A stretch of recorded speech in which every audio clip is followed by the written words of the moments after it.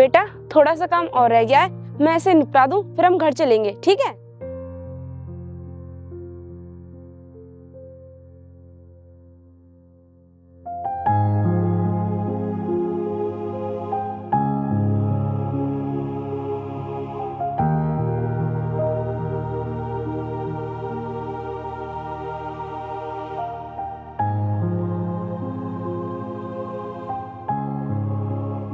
अरे सीमा, इधर आना जरा।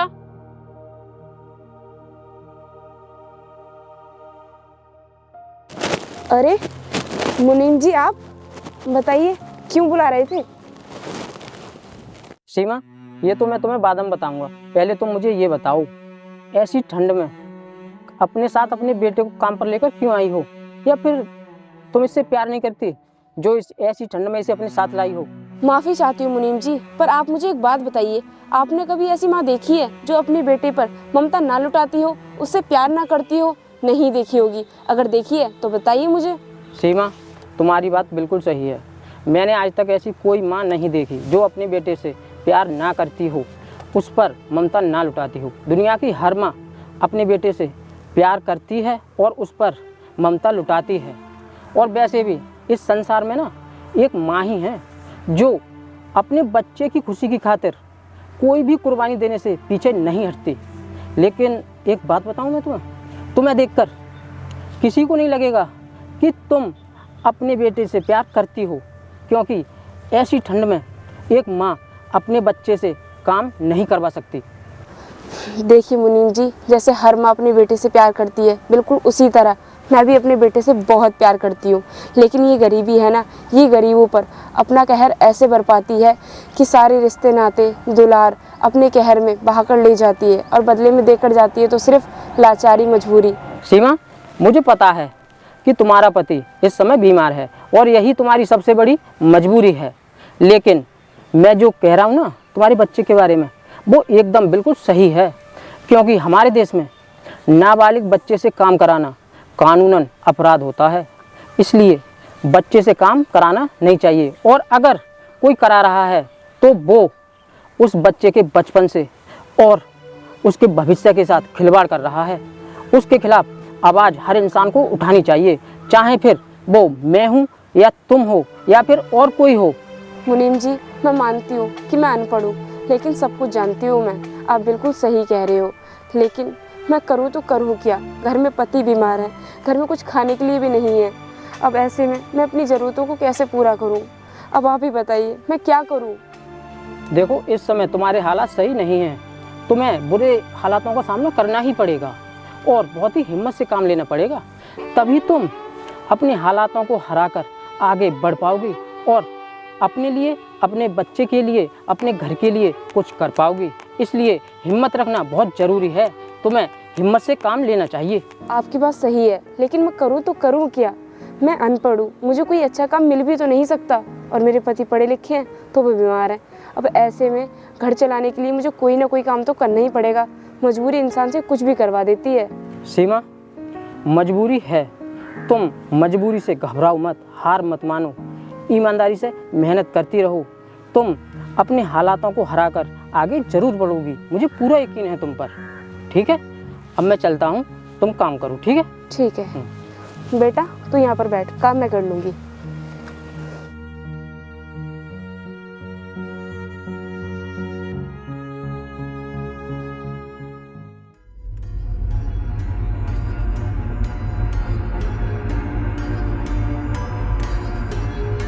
यार समझ में नहीं आ रहा, आज पार्टी साइटी का इंतजाम होगा या फिर नहीं, क्योंकि आज कोई इस रास्ते पर जाता आता दिखाई नहीं दे रहा।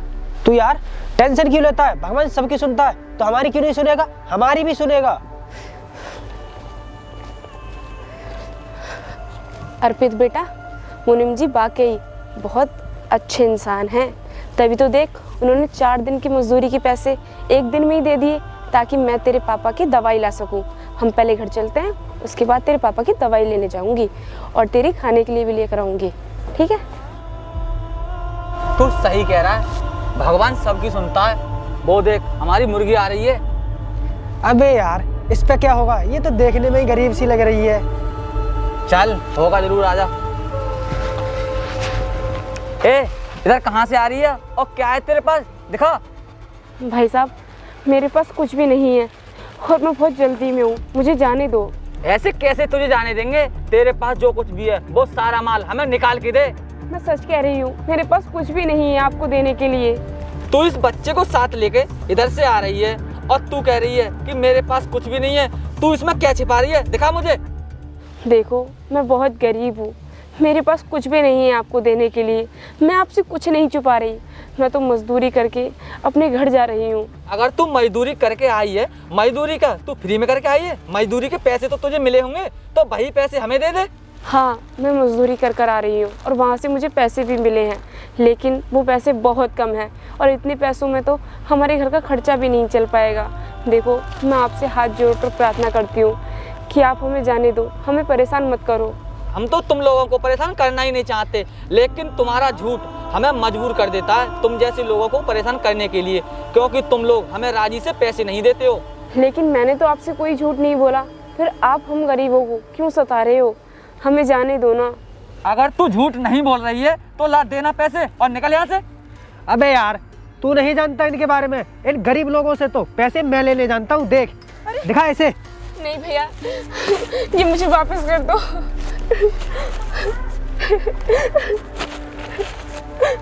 और क्या बोली तू, मेरे पास पैसे नहीं है?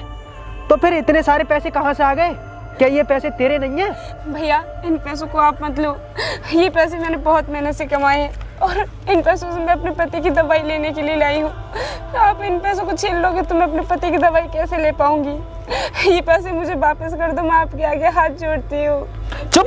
क्या बोली कि मेरी मेहनत के पैसे हैं? तुझे अपनी मेहनत दिखाई दे रही है और हमारी मेहनत दिखाई नहीं दे रही? क्या हम यहाँ पर मेहनत नहीं करते हैं? इसलिए तेरे रोने धोने से हम पे कोई फर्क नहीं पड़ेगा।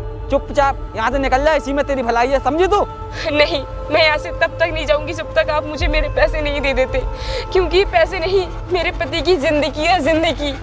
क्योंकि मैं इन पैसों से अपने पति का इलाज करवाऊंगी। अगर आपने मुझे मेरे पैसे नहीं दिए तो मेरे पति की जान भी जा सकती है। क्या बोले कि हम तेरे पैसे वापस कर दें? अगर पैसे नहीं दिए तो तेरे पति की जान चली जाएगी। तो जाने देना, तेरे पति की जान जाने से हम पे कोई फर्क नहीं पड़ने वाला, क्योंकि हम जैसे लोगों को तुम जैसे लोग कीड़े मकोड़ों के समान होते हो।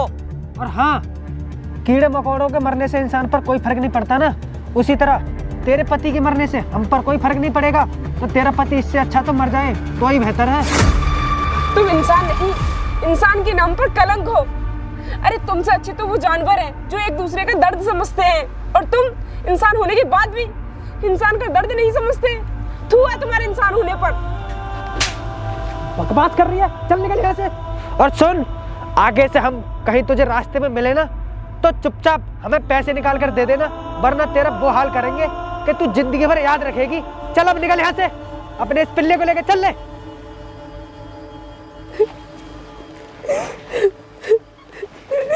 बेटा यार मैंने सोचा नहीं था कि इस गरीब पे इतने पैसे निकल आएंगे। चला अब होटल चलते हैं, शराब और शबाब का दोनों का मजा लेंगे। चल चल।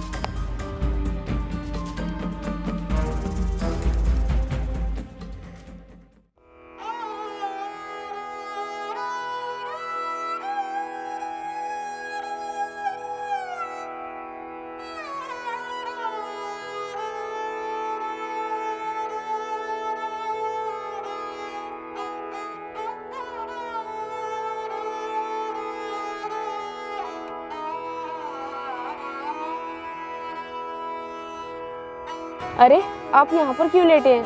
अंदर चलिए, अंदर चल के लेट जाइए। और आपने दवाई टाइम से खा ली? अरे सीमा आ गई तुम? हाँ मैंने दवाई तो खा ली है, लेकिन सारी दवाई खत्म हो चुकी है अब। क्या आपकी दवाई खत्म हो गई? आप चिंता मत कीजिए, मैं कल आपकी दवाई ले आऊंगी। पर आप अभी यहाँ पर मत लेटिए, अंदर चलिए, यहाँ पर हवा चल रही है, आइए।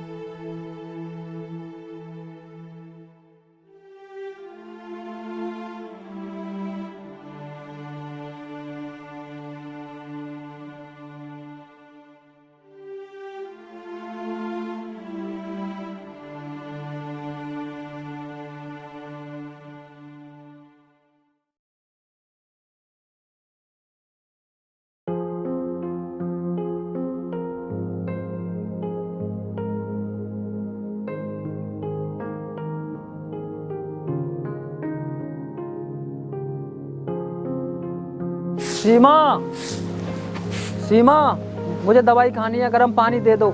जी अभी देती हूँ।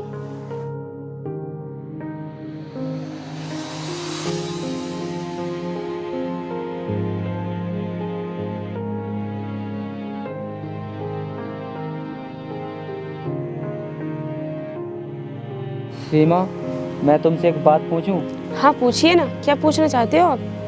सीमा, सच बताना, क्या तुम मुझसे कुछ छुपाने की कोशिश कर रही हो? क्योंकि मैं तुम्हें 2-3 दिन से देख रहा हूँ, तुम उदास रह रही हो। ये आप कैसी बातें कर रहे हो? मैं भला आपसे क्या छुपाऊंगी और क्यों छुपाऊंगी मैं? और रही उदास रहने की बात, तो जिस औरत का सुहाग इतनी मुसीबत में हो तो वो औरत कैसे खुश रह सकती है? बस इसी वजह से शायद आपको मैं उदास लग रही हूँ। तुम उदास तो पहले भी रहती थी, लेकिन इतनी उदास नहीं रहती थी जितनी अभी रहती हो। आखिर बात बताओ, बात क्या है? पता नहीं आपको ऐसा क्यों लग रहा है कि मैं आपसे कुछ छुपा रही हूँ। कोई बात नहीं है, आप मेरी बात को समझ क्यों नहीं रहे हैं? सच्ची में मैं आपसे कुछ भी नहीं छुपा रही हूँ। शायद तुम सच कह रही हो, मुझे ही लग रहा होगा, क्योंकि मैं बीमार हूँ ना, इसलिए। हाँ, आप ज़्यादा मत सोचिए और ना ही ज़्यादा दिमाग चलाइए। आप बीमार हैं और इस वक्त आराम की आपको सख्त ज़रूरत है, इसलिए आराम कीजिए, लेट जाओ।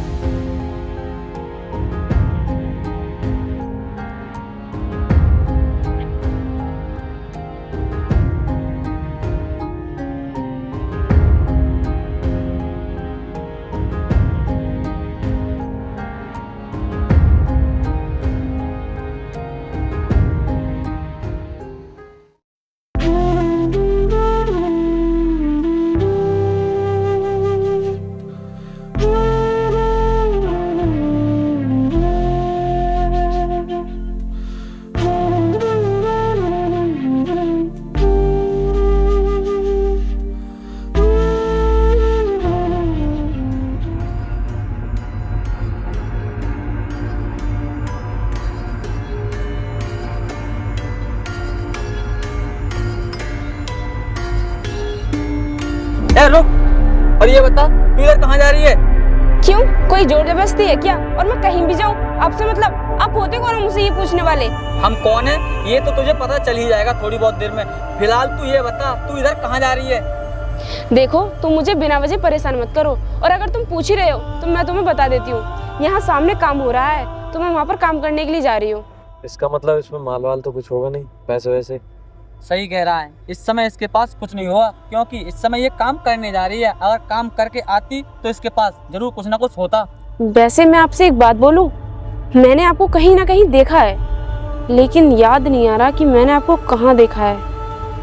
हाँ याद आया, कहीं आप वो तो नहीं जिसने मुझसे और मेरे बेटे से पैसे छीने थे? क्या बकवास कर रही है तू? हम तेरे जैसे मजदूर लोगों से पैसे छीनेंगे? हम बड़े बड़े लोगों से पैसे छीनते हैं। ज्यादा रहमदिल बनने की कोशिश मत करो। मैंने इन आंखों को पहचान लिया है, ये वही आंखें हैं जिन्होंने मुझसे मेरे पति के इलाज के पैसे छीने थे। लेकिन अब मैंने तुम्हारा चेहरा पहचान लिया है। तुम रुको, मैं अभी पुलिस स्टेशन जा रही हूँ तुम्हारी शिकायत करने के लिए। तू पुलिस के पास जाएगी? पुलिस के पास जाने का तेरा कोई फायदा ही नहीं है, क्योंकि पुलिस तेरी बात पर विश्वास ही नहीं करेगी। तुम चिंता मत करो, पुलिस को यकीन दिलाना मेरा काम है, और मैं पुलिस को यकीन दिलाकर रहूंगी और उन्हें बताऊंगी कि तुम वही दरिंदे हो जिसने मुझ जैसी गरीब से मेरी मजदूरी छीनी थी। भाई जा रही है, आप कहें तो रोकूं इसे? जाने दे, इसे जाने से कोई फायदा नहीं है, क्योंकि पुलिस इसकी सुनेगी नहीं। अगर आज मैं अमीर होती तो पुलिस वाले मेरी बात पर आसानी से यकीन कर लेते, लेकिन क्या करूं, मैं गरीब हूँ। लोग सही कहते हैं, जब गरीबी होती है ना तो गरीबी में तो भगवान भी साथ नहीं देता, तो ये इंसान कहाँ से देंगे।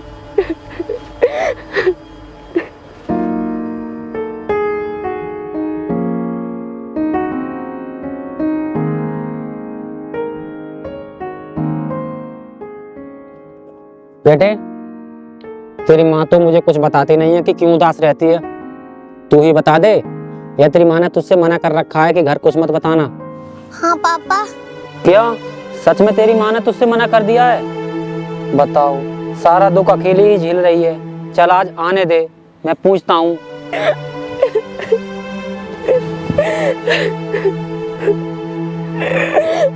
अरे सीमा, क्या हुआ? क्या बात हुई? और ये रोना बंद करो, मुझे बात बताओ, बात क्या हुई है? मैं क्या बताऊँ आपको, मैं आपको कुछ नहीं बता सकती। यही समझ लीजिए कि मैं अपनी गरीबाई पर रो रही हूँ। देखो सीमा, अगर कोई बात है और तुम मुझे बताना नहीं चाहती हो तो ये तुम्हारी गलत बात है।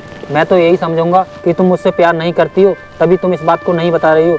बात बताओ, आखिर बात क्या है? अगर आप पूछ ही रहे हो तो मैं आपको बता देती हूँ। उस दिन जब मैं मजदूरी कर आ रही थी तो गुंडे मुझे रास्ते में मिले और उन्होंने मुझसे मेरी मजदूरी के पैसे छीन लिए। और वो मजदूरी के पैसे एक दिन के नहीं थे बल्कि 4 दिन के थे। सेठ जी ने मुझे 4 दिन की मजदूरी के पैसे दिए थे जिससे कि मैं आपका इलाज अच्छे से करा सकूं। लेकिन वो पैसे उन गुंडों ने छीन लिए। ये बात मैंने आपसे छुपाई क्योंकि आपकी तबीयत खराब थी और आप पे इसका गलत प्रभाव भी पड़ सकता था। लेकिन सीमा, अकेली तुम इतना बड़ा दुख झेल रही हो और घर की सारी जिम्मेदारी भी उठा रही हो, फिर भी तुमने मुझे एक बात तक नहीं बताई। सीमा, अगर तुम ये बात मुझे पहले ही बता देती तो शायद कुछ मुसीबतें तो कम हो ही जाती, लेकिन तुमने नहीं बताया। तुम्हारी बात सही नहीं है। मुझे आप माफ़ कर दीजिए। मैं आपको सब कुछ बता देना चाहती थी लेकिन इस गरीबी ने मुझे मजबूर कर दिया था कि मैं आपको कुछ ना बताऊं। बस इसी वजह से मैंने आपको कुछ भी नहीं बताया। तुम्हें माफ़ी मांगने की कोई ज़रूरत नहीं है क्योंकि इस घर की जिम्मेदारी हम दोनों की है। अगर हम सुख में बंटवारा कर सकते हैं तो दुख में क्यों नहीं कर सकते? हम दुख में भी बंटवारा कर सकते हैं, लेकिन तुमने मुझे नहीं बताया। ये सही नहीं है। मैं मानती हूँ कि मुझसे गलती हुई है, लेकिन मेरी गलती की वजह ये मजबूरी और ये गरीबी है। इसी की वजह से मुझसे ये गलती हुई है। सीमा, जो भी हुआ, लेकिन तुम्हें मेरे हिस्से का दुख नहीं झेलना चाहिए था। मोहन, ठीक हो तुम अब? कैसी तबीयत है तुम्हारी? मुनीब जी नमस्ते। नमस्ते मुनीम जी।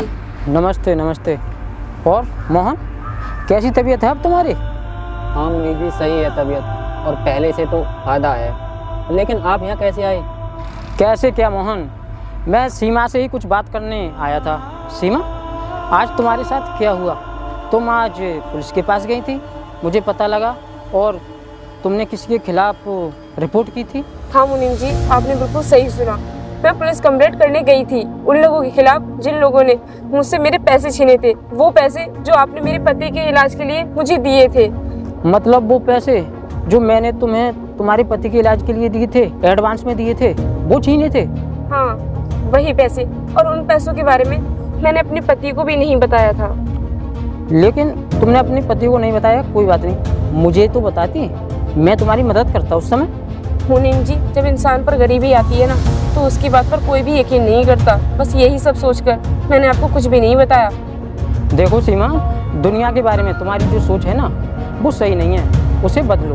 दुनिया में हर तरह के लोग होते हैं, अच्छे भी होते हैं, बुरे भी होते हैं।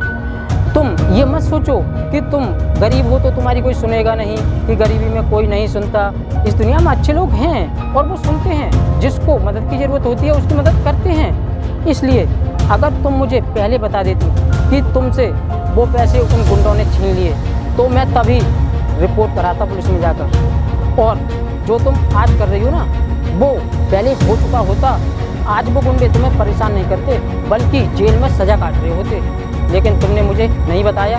ये तुम्हारी सबसे बड़ी गलती है, तुम्हें ऐसा नहीं करना चाहिए था। मैं मानती हूँ कि मुझसे गलती हुई है और इसके लिए मैं आपसे भी माफ़ी मांगती हूँ और मैंने अपने पति से भी माफ़ी मांगी है। मुझे पता नहीं था कि गरीबों की मदद करने वाले लोग आज भी दुनिया में ज़िंदा हैं, वरना मैं आपको पहले ही बता चुकी होती। सीमा, अब जो हुआ सो हो गया, अब उस पर पछताने से कोई फायदा नहीं है। लेकिन तुम चिंता मत करो, उन गुंडों के लिए सज़ा तो ज़रूर मिलेगी और सज़ा उन्हें मैं दिलवाऊंगा। मैं तुम्हारी पूरी मदद करूंगा, सभी तरह से, पैसे से भी और तुम्हारे साथ रहकर भी, ठीक है? इसलिए तुम चिंता मत करो, आराम से अपने पति की सेवा करो ताकि ये जल्दी से ठीक हो जाए और तुम्हारी गरीबी के दिन बीत जाएं और अच्छी ज़िंदगी मिले, ठीक है? मैं जाऊँगा अब। आपने इस गरीबी में हमारी मदद करने के बारे में सोचा, हमारे लिए तो यही बहुत बड़ी बात है। आप जैसा कहोगे मैं वैसा करने के लिए तैयार हूँ, बस उन गुंडों को सज़ा मिलनी चाहिए। सीमा, जब तक मैं तुम्हारे साथ हूँ तुम्हें चिंता करने की कोई ज़रूरत नहीं है, ठीक है? और मोहन, तुम्हें अपनी पत्नी पर गर्व करना चाहिए क्योंकि इसने जो जिम्मेदारियाँ उठाई हैं ना वो आज के ज़माने में, इस कलयुग में कोई नहीं उठा पाएगा। तुम्हें ऐसी पत्नी मिली है, बहुत ही नसीब वाले हो तुम। अपनी आराम से ज़िंदगी जियो और खुशी से रहो, ठीक है। अगर किसी भी चीज़ की ज़रूरत हो तो मुझे बताओ, मैं तुम्हारी ज़रूरत पूरी करूँगा। ये कुछ पैसे हैं, ये तुम रख लो ताकि मोहन की दवाई आ जाए, ठीक है। अब मैं चलता हूँ।